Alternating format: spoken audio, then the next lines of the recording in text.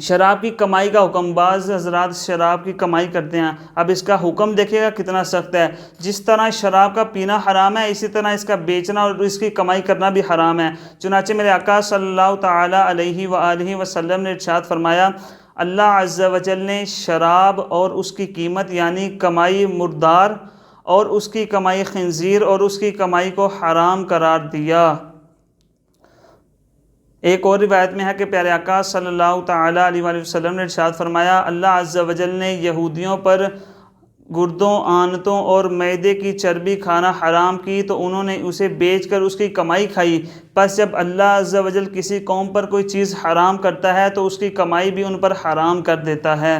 تو شراب کا بیچنا، شراب کا کاروبار کرنا، لین دین کرنا، یہ سب چیزیں حرام ہیں۔